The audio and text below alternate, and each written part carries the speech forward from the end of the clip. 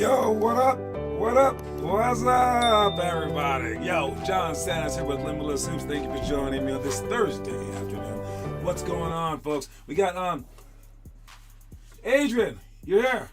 Hey, birthday blunder yesterday, but it's okay. I was thinking about that, man. I started thinking about my guy, LeBron James. They used to say, he's not clutch. But after you look at all the numbers, he was extremely clutch. It's because I think like being clutch is just getting used to it, and also being like brave. And you just go out there and you just go until you get used to it. And even with like us walking, if you rewind it way back to when we were like babies, it was a nerve-wracking thing probably for us and for our parents to go through. And they're like, can he walk? But then we just get used to it. And even if we fall sometimes in life, we know, okay, that doesn't define who I am. So yes, you airballed your free throw, airballed it, because you felt the nerves. You felt the nerves, man. Go with those nerves. It's a good thing. It's a great thing. And we actually have a drill that we have coming up here soon, I believe, because Kieran just did it. And it's tiered free throws. And whenever we used to do tiered free throws, or whenever I used to do them, putting some time on the clock, by the way, 10 minutes, here we go. All right. I would psych myself out for this drill. I would not try to make myself feel normal and try to make myself feel good and make myself feel not anxious. I would make myself feel more anxious on purpose because it was practice. I would make my hands shake. I would say, you got to hit 7 in a row. You got to do this. You got to now hit 8 in a row. Like I just kept going and pushing myself, yelling at myself even. Like I would cuss myself out. It was crazy. And then for the games were easier because I was so hard on myself during practice that the games became really, really easy. So you guys feeling that way, getting that shot, congratulations. You got a chance to shoot a nerve-wracking shot. Feel proud of that moment. Hopefully you'll get some chances to fail during games too. And then after that, you'll be used to it. And then success is all yours. So happy birthday. Hope that it was a good one. And it was a great shot because you tried for it and you went at it. You showed up. You know how many kids won't show up to their birthday shot now because of that? They're going to be like so scared. At least you showed up. All right. Let's go with the quote of the day. Don't sweat the small stuff. Exactly what I just talked about. All right, you can't sweat the small stuff, the stuff that doesn't really matter. But I think in the moment you should sweat it. I say that for our little cone game and stuff like that, where you're trying to win the cones, or trying to win the coins, or trying to win the little kid game. Yeah. It doesn't really matter, and you should always remember that. But remember that stuff afterwards. During the game, think that it's everything, and after that play is over, forget that play and move on to the next one because it didn't really matter. So you want to trick yourself into being like, it matters, it doesn't matter. It matters, it doesn't matter. It matters, it doesn't matter. All right, and because in the end it's a game. All right, so treat it as such, and don't sweat the small stuff. Quote of the day. Let's check out the story of the day to see what that's all about. What if I told you that 10 years from now, your life would be exactly the same? I doubt you'd be happy. So why are you so afraid of change? Think about what you'd like to be doing by then, and then either do it now or start doing what it'll take to eventually get to that point.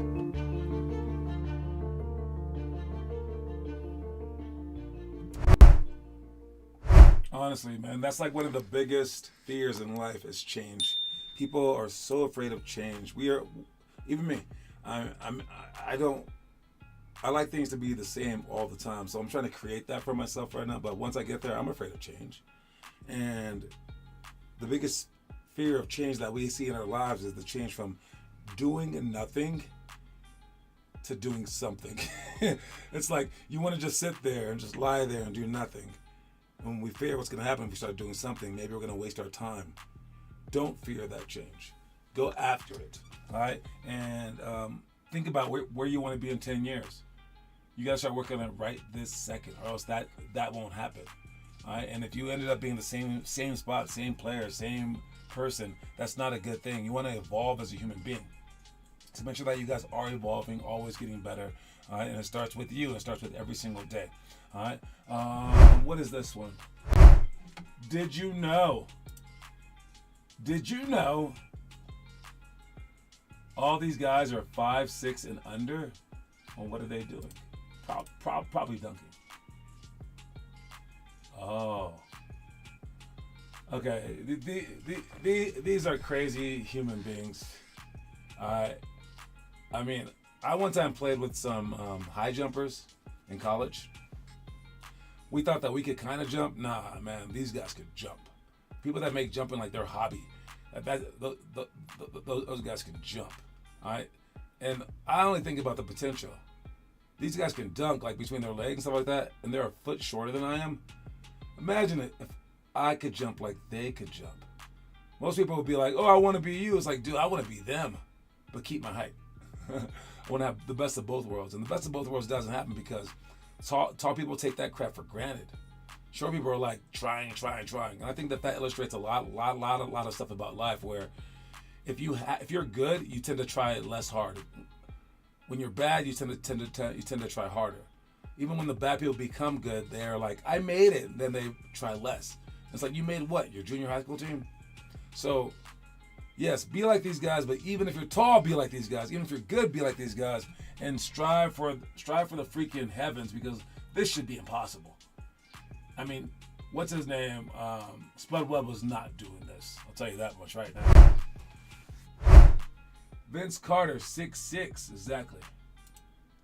Well, Vince, he reached for the sky. He's one of the people that kept going. All right, the team stuff is not yet, but you can still do some of it. The wall floor tap dribbles is a great ball handling drill. We actually have that one on our website. Points in the pot game is a great free throw game. Where if you make a point, there's 1 point in the pot. If the next person misses, they lose a point. But they make it, then there's 2 points in the pot. Then 3 points in the pot, then 4 points in the pot. Everyone starts off with 7 points. Whether you have 2 people, 7 people, it works out. Kind of even if you have 1 person, but you're not really going against anyone. But yeah, you need 2 or more people for this drill. The wall floor tap dribble, again, is great. Offense rebounds, just go for them. Unintentional, intentional fouls, we'll talk about that stuff later. But the homework, the clap dribble, the football catch, Reddick chase drill, you guys can do all this stuff on your own to prepare for Friday's workouts. Kobe post move is a great one. The tier free throws is the one that I was talking about, where you want to psych yourself out. All right, line jumps and shots is a great footwork drill, but you're also shooting too. And then the clap dribble can be done against a wall or with a partner. All right, and so get better at that stuff. For a football catch, man, looking up, running, catching to score without a dribble, that stuff's hard. Even throwing the pass is hard. Get better at that. Work on any parts of that you need to prepare for Friday's workout. So check out some highlights. These highlights are funny because this is not the same day. I mean, I organize this stuff like months in advance. This just happens to be some more little short dudes dunking. Let's see what is this guy doing? Let me see. Oh my. Hey. Alright, yeah. Hey. I mean, he almost gets his head to the rim. It shows you what's possible. I mean, I just got to say, like, make sure you guys are trying your hardest.